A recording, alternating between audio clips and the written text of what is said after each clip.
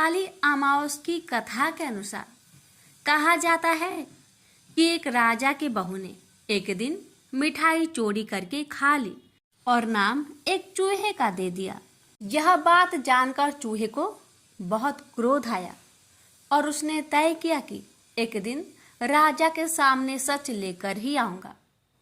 फिर एक दिन राजा के यहाँ अतिथि पधारे और राजा के ही अतिथि कक्ष में सोए।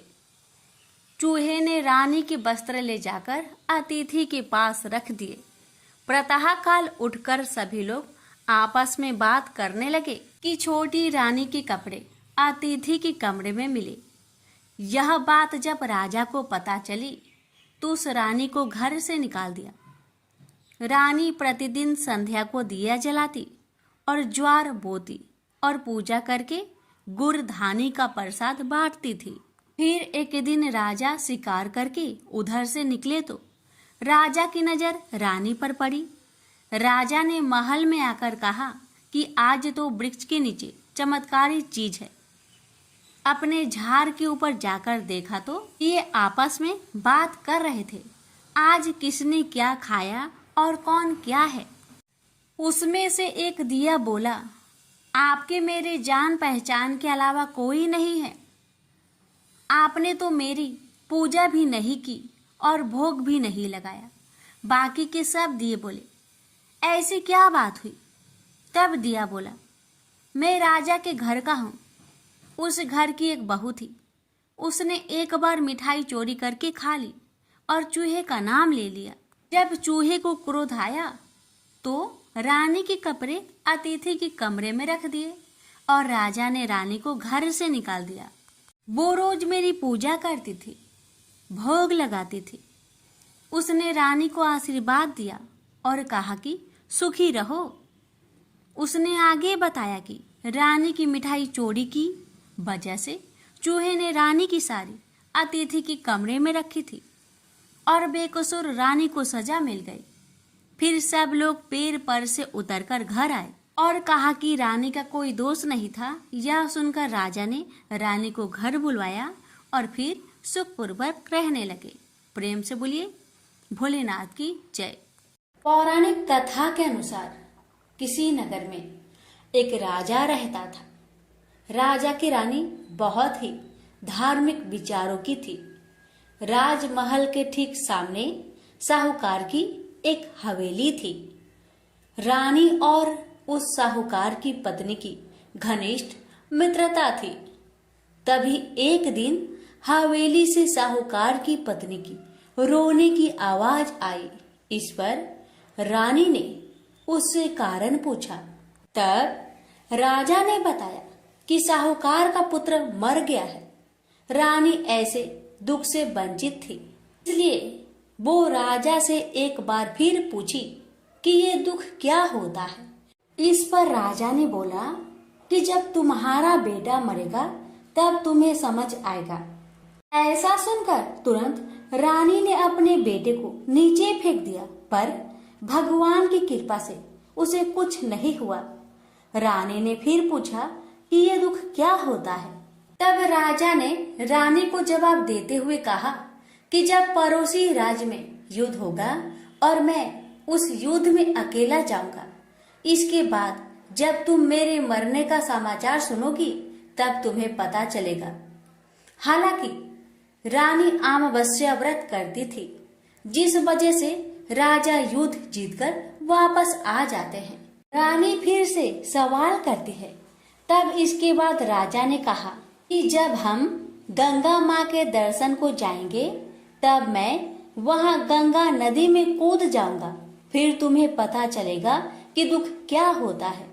उधर भगवान शंकर कैलाश पर्वत पर बैठकर सब कुछ देख रहे थे और माता पार्वती से कहते हैं कि आओ मैं तुम्हें सुखी आत्मा के दर्शन कराता हूँ।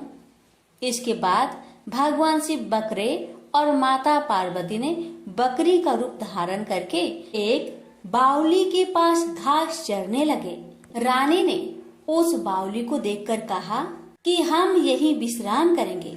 इस दौरान रानी ने महादेव और माता पार्वती की सारी बातें सुन ली जिसमें महादेव और माता पार्वती आपस में बातें कर रहे होते हैं कि रानी ने अमावस्या का व्रत किया है, इसलिए उसे इस जन्म में कोई दुख नहीं मिलेगा। सारी बातें सुनकर रानी को सब कुछ समझ आ गया। फिर उसने राजा को सब कुछ बताया।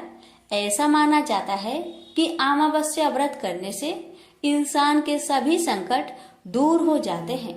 प्रेम से बोलिए अमावस्या माता की जय। हर हर महादेव, माता पार्वती की जय। एक दिन ब्राह्मण परिवार था जिसमें पति पत्नी और उनकी एक छोटी पुत्री थी। उनका जीवन सामान्य चल रहा था। वर्ष बीतते गए और पुत्री भी धीरे धीरे बड़ी होने लगी। बढ़ती आयु के साथ उसमें स्त्रियों के गुण का भी विकास होने लगा था। वह अत्यंत ही सुंदर, सुशील और सर्वगुण संपन्न थी, लेकिन गरीब होने के कारण उसका विवाह नहीं हो पा रहा था। एक दिन उस ब्राह्मण के घर एक साधु महाराज पधारे। ब्राह्मण पुत्री की सेवा से साधु महाराज का मन बहुत प्रसन्न हुआ और उन्होंने कन्या को लंबी उम्र का आशीर्वाद तो दिया, लेकिन यह भी बताया कि उसके हथेली में विधवा योग है। इस बात से चिंतित होकर ब्राह्मण परिवार ने साधु से उपाय पूछा। तब साधु ने कुछ देर विचार करने के पश्चात अपने ध्यान के आधार पर बताया कि कुछ दूरी पर एक गांव में सोना नाम की धोबन जाति की एक महिला अपने बेटे और बहू के साथ रहती है, जो बहुत ही संस्कारों से संपन्न तथा पति परायण और निष्ठावान है। यदि यह कन्या उसकी सेवा करे और इसके विवाह में वह महिला अपनी मांग का सिंदूर लगा दे तो इस कन्या का विधवा योग मिट सकता है। साधु ने यह भी कहा कि वह महिला कहीं आती जाती नहीं। यह बात सुनकर ब्राह्मणी ने अपनी बेटी से धोबिन की सेवा करने की बात कही। अगले दिन कन्या प्रातःकाल उठकर सोना धोबिन के घर चली गई और फिर प्रतिदिन वह धोबिन के घर की साफ सफाई और अन्य सारे कार्य कर अपने घर वापस आ जाती थी। एक दिन सोना धोबिन अपने बहू से पूछती है कि तुम तो सवेरे उठकर सारे काम कर लेती हो और पता भी नहीं चलता। तब बहू ने कहा, माँ जी, मैंने तो सोचा कि आप ही प्रातः उठकर सारे काम खुद ही खत्म कर लेती हैं। मैं तो देर से उठती हूँ। इसके बाद दोनों सास बहू निगरानी करने लगी कि कौन है जो सवेरे ही घर का सारा काम करके चला जाता है। कई दिनों बाद धोबिन ने देखा कि एक कन्या प्रातः घर में आती है और सारे काम करने के बाद चली जाती है। जब वह जाने लगती तो सोना धोबिन उसके पैरों में गिर पड़ी और पूछने लगी कि वह कौन है जो इस प्रकार छुपकर उसके घर में काम करती है।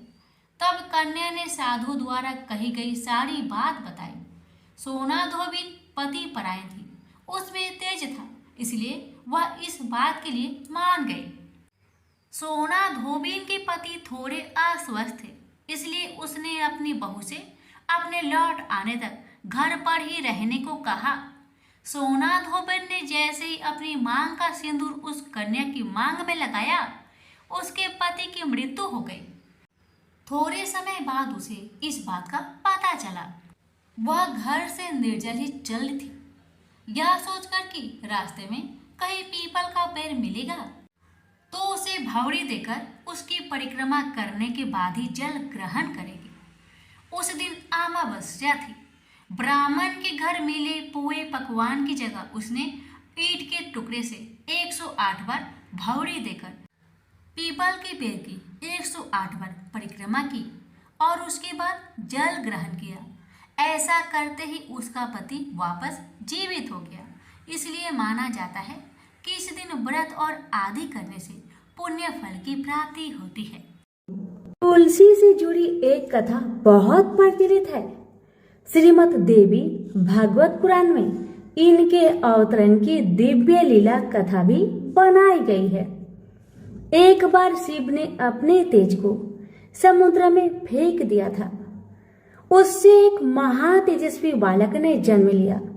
यह बालक आगे चलकर जालंधर के नाम से पराक्रमी दैत्य राजा बना। इसकी राजधानी का नाम जालंधर नगरी था। दैत्यराज कालनेमी की कन्या वृंदा का विवाह जालंधर से हुआ। जालंधर महाराक्षस था। अपनी सत्ता के मद में चूर उसने माता लक्ष्मी की पाने की कामना से युद्ध किया, परंतु समुद्र से ही उत्पन्न होने के कारण माता लक्ष्मी ने उसे अपने भाई के रूप में स्वीकार किया। वहां से पराजित होकर वह देवी पार्वती को पाने की लालसा से कैलाश पर्वत पर गया। भगवान देवाधिदेव शिव का ही रूप धरकर माता पार्वती के समीप गया, परंतु मां ने अपने योग बल से उसे तुरंत पहचान लिया तथा वहां से अंतर्ध्यान हो गई। देवी पार्वती ने क्रोध होकर सारा वृत्तांत भगवान विष्णु को सुनाया। जालंधर की पत्नी वृंदा अत्यंत पतिव्रता स्त्री थी। उसी के पतिव्रत धर्म की शक्ति से जालंधर न तो मारा जाता था और न ही पराजित होता था। इसलिए जालंधर का नाश करने के लिए वृंदा के पतिव्रत धर्म को भंग करना बहुत जरूरी था। इसी कारण भगवान विष्णु ऋषि का भेष धारण करके वन में जा पहुंचे, जहां वृंदा अकेली भ्रमण कर रही थी। भगवान के साथ दो मायावी राक्षस भी थे, जिन्हें देखकर वृंदा भयभीत हो गई। ऋषि ने वृंदा के सामने पल में दोनों को भस्म कर दिया। उनकी शक्ति देखकर वृंदा ने कैलाश पर्वत पर महादेव के साथ युद्ध कर रहे अपने पति जालंधर के बारे में पूछा। ऋषि ने अपने माया जाल से दो बानर प्रकट किए। एक बानर के हाथ में जालंधर का सिर था तथा दूसरे के हाथ में धड़। अपने पति की यह दशा देखकर वृंदा मूर्छित होकर गिर पड़ी। होश में आने पर उन्होंने ऋषि रूपी भगवान से विनती की कि वह उसके पति को जीवित करे। भगवान ने अपनी माया से पुनः जालंधर का सिर धड़ से जोड़ दिया, परंतु स्वयं भी वह उसी शरीर में प्रवेश कर गए। वृंदा को इस छल का जरा भी आभास न हुआ। जालंधर बने भगवान के साथ वृंदा पतिव्रता का व्यवहार करने लगी, जिससे उसका अस्तित्व भंग हो गया। ऐसा होते ही वृंदा का पति जालंधर युद्ध में हार गया। इसी सारी लीला का जब वृंदा को पता चला तो उसने क्रोध होकर भगवान विष्णु को शीला होने का श्राप दे दिया तथा स्वयं सती हो गई। जहाँ वृंदा भस्म हुई वहाँ तुलसी का पौधा उगा। भगवान विष्णु ने वृंदा से कहा, हे वृंदा, तुम अपने अस्तित्व के कारण मुझे लक्ष्मी से भी अधिक प्रिय हो गई हो। अब तुम तुलसी के रूप में सदा मेरे साथ रहोगी। जो मनुष्य भी मेरे शालिग्राम रूप के साथ तुलसी का विवाह करेगा उसे इस लोक और परलोक में विपुल यश प्राप्त होगा। जिस घर में तुलसी होती है वहाँ यम के दूत भी असमय नहीं जा सकते। गंगा व नर्मदा के जल में स्नान तथा तुलसी का पूजन बराबर माना जाता है। चाहे मनुष्य कितना भी पापी क्यों न हो, मृत्यु के समय जिसके प्राण मंजरी रहित तुलसी और गंगा जल मुख में रखकर निकल जाते हैं, वह पापों से मुक्त होकर बैकुंठ धाम को प्राप्त होता है। जो मनुष्य तुलसी व आंवलों की छाया में अपने पितरों का श्राद्ध करता है, उसके पितर मोक्ष को प्राप्त हो जाते हैं। उसी दैत्य जालंधर की यह भूमि जालंधर नाम से विख्यात है। सती वृंदा का मंदिर मोहल्ला कोट किशनचंद में स्थित है। कहते हैं इस स्थान पर एक प्राचीन गुफा थी जो सीधी हरिद्वार तक जाती थी। सच्चे मन से 40 दिन तक सती वृंदा देवी के मंदिर में पूजा करने से सभी मनोरथ पूर्ण होते हैं। तो प्रेम से बोलिए तुलसी मैया की जय।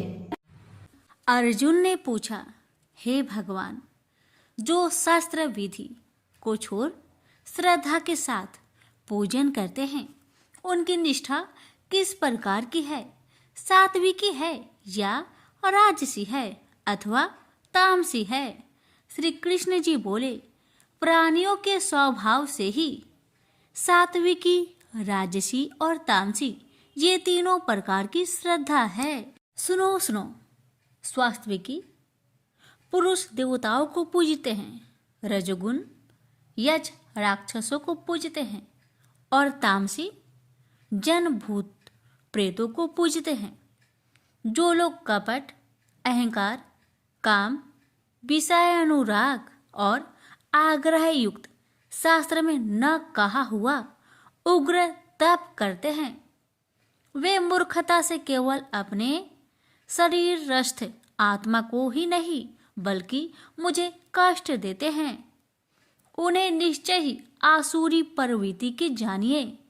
जैसे प्रत्येक को 3 प्रकार का आहार प्रिय है, उसी तरह यज्ञ, तप और दान भी 3 प्रकार के हैं, जिनके भेद सुनिए।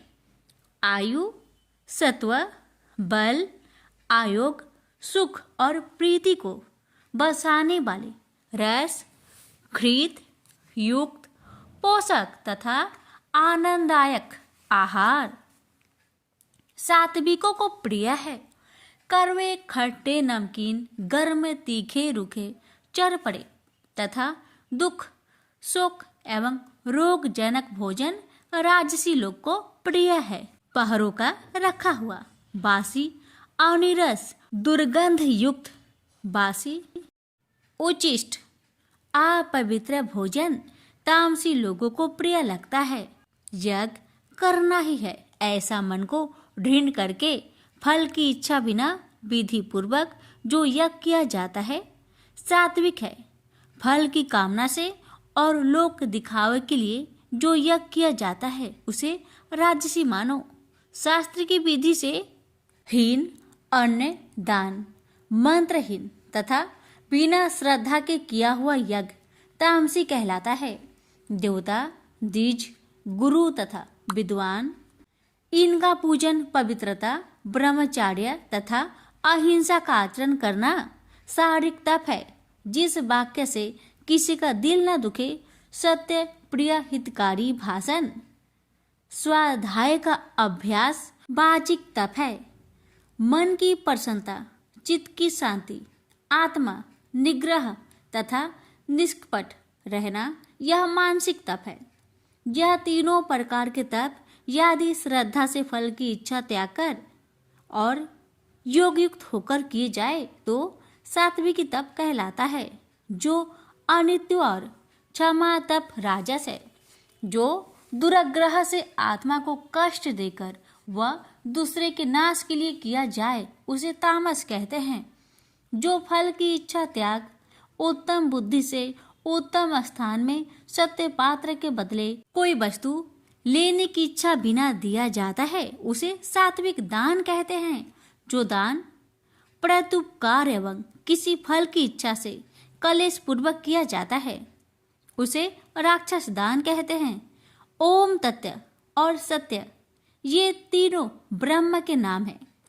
इन्हीं से आदिकाल में वेद और ब्राह्मण है। इसी से ज्ञानी पुरुष यज्ञ, दान तथा तप आदि क्रियाएं ओमकार उच्चारण सद्भाव एवं साधु भाव से किया जाता है तथा मंगलादिक विवादिक कर्म में भी जो सत कहते हैं और ईश्वर प्राप्ति के अर्थ कर्म है ये भी सत कहलाते हैं। पार्थ, श्रद्धा से रहित दान, तप तथा अन्य जो कर्म किए जाते हैं वह असत कहलाते हैं। वह न इस लोक में और न परलोक में ही हितकारी है। प्रेम से बोलिए श्री कृष्ण भगवान की जय। अब श्रवण करेंगे 17वें अध्याय का महात्म्य।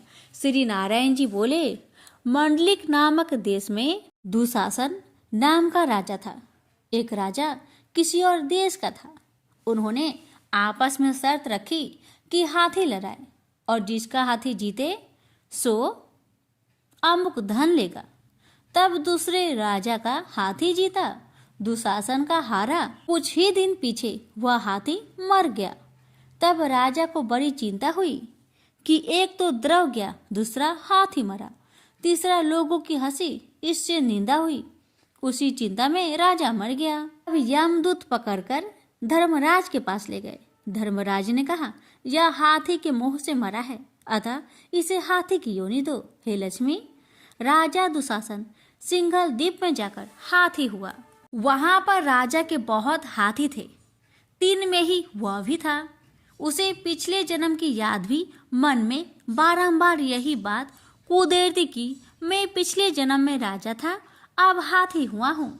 बहुत रुदन करे, खाना पीना कुछ नहीं खाता। इतने में एक साधु आए और उन्होंने राजा को एक श्लोक सुनाया। राजा बड़ा प्रसन्न हुआ और कहा, हे संत जी, कुछ मांगो। उसने कहा, और सब कुछ मेरे पास है, किंतु एक हाथी नहीं है। राजा ने यह सुनकर वह हाथी दे दिया। ब्राह्मण उसे अपने घर ले आया, हाथी को दाना दिया। वह नहीं खाता, पानी भी नहीं पीता। रुदन कर मन में सोचे कि कोई ऐसा हो जो मुझे इस योनि से छुटकारा दिलाए। तब उस साधु ने महावत को बुलाकर पूछा कि इस हाथी को क्या दुख है, इस कारण से यह कुछ खाता पीता नहीं। महावत ने देखकर कहा, कुछ रोग तो नहीं है। तब साधु ने राजा से कहा, हाथी खाता पीता कुछ नहीं, खरा खरा रुदन करता है।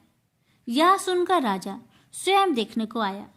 राजा ने भले युग वैद्य महावत बुलवाए और उनको हाथी दिखाया। उन्होंने देखकर कहा, हे राजन, इसको कोई मानसिक दुख है, देह का कोई दुख नहीं। तब राजा ने कहा, हे हाथी, तू ही बोलकर कहे, तुझे क्या दुख है।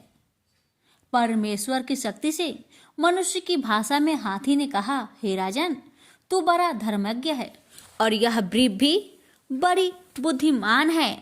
इसके घर कान वही खाए जो बड़ा धर्मात्मा हो, मुझे क्यों मिले।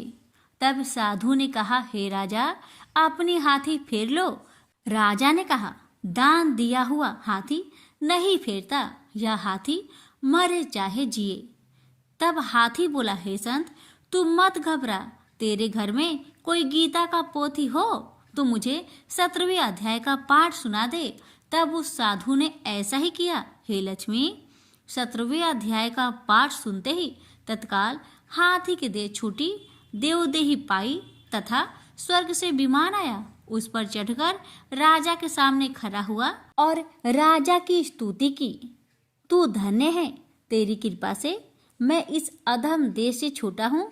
नारायण ने कहा, लक्ष्मी, यह 17वें अध्याय का महात्म्य है। प्रेम से बोलिए लक्ष्मी नारायण की जय। एक बुढ़िया माई थी, मिट्टी के गणेश जी की पूजा करती थी। रोज बनाए रोज गल जाए। एक सेठ का मकान बन रहा था। वो बोली, पत्थर का गणेश बना दो। मिस्त्री बोले, जितने हम तेरा पत्थर का गणेश गढ़ेंगे उतने में अपनी दीवार ना चिनेंगे। बुढ़िया बोली, राम करे तुम्हारी दीवार टेढ़ी हो जाए। अब उनकी दीवार टेढ़ी हो गई। वो चीने और ढा देवे, चीने और ढा देवे। इस तरह करते करते शाम हो गई। शाम को सेठ आया। उसने कहा, आज कुछ भी काम नहीं किया। वो कहने लगे, एक बुढ़िया आई थी, वो कह रही थी मेरा पत्थर का गणेश गढ़ दो।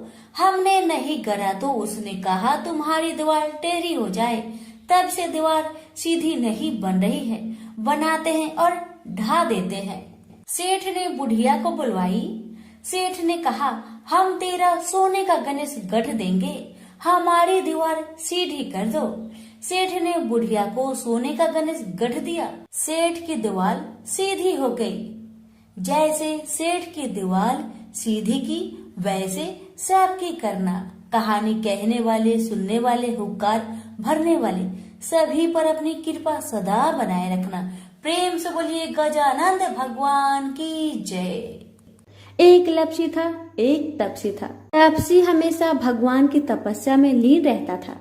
लपसी रोजाना 1.25 सेर की लापसी बनाकर भगवान का भोग लगाकर जीम लेता था। एक दिन दोनों लड़ने लगे। तपसी बोला, मैं रोज भगवान की तपस्या करता हूँ इसलिए मैं बड़ा हूँ। लपसी बोला, मैं रोज भगवान को 1.25 सेर लापसी का भोग लगाता हूँ इसलिए मैं बड़ा हूँ। नारद जी वहाँ से गुजर रहे थे। दोनों को लड़ता देखकर उनसे पूछा कि तुम क्यों लड़ रहे हो। तपसी ने खुद के बड़ा होने का कारण बताया और लपसी ने अपना कारण बताया। नारद जी बोले, तुम्हारा फैसला मैं कर दूंगा।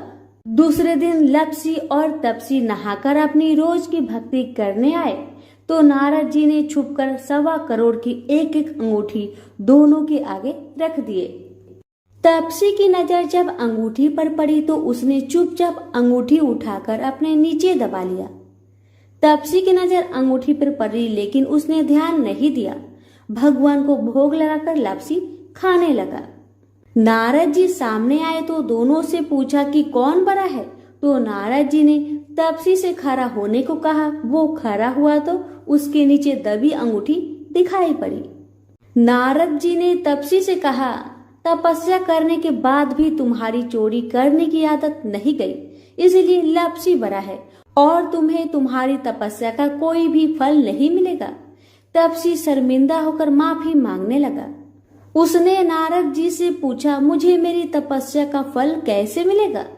नारद जी ने कहा, यदि कोई गाय और कुत्ते की रोटी नहीं बनाएगा तो फल तुझे मिलेगा।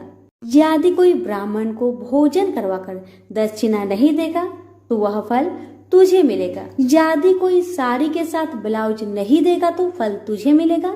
यदि कोई दिए से दिया जलाएगा तो फल तुझे मिलेगा। यदि कोई सारी कहानी सुने लेकिन तुम्हारी कहानी नहीं सुने तो फल तुझे मिलेगा। उसी दिन से हर व्रत कथा कहानी के साथ लापसी तपसी की कहानी भी सुनी और कही जाती है। प्रेम से बोलिए लक्ष्मी नारायण की जय।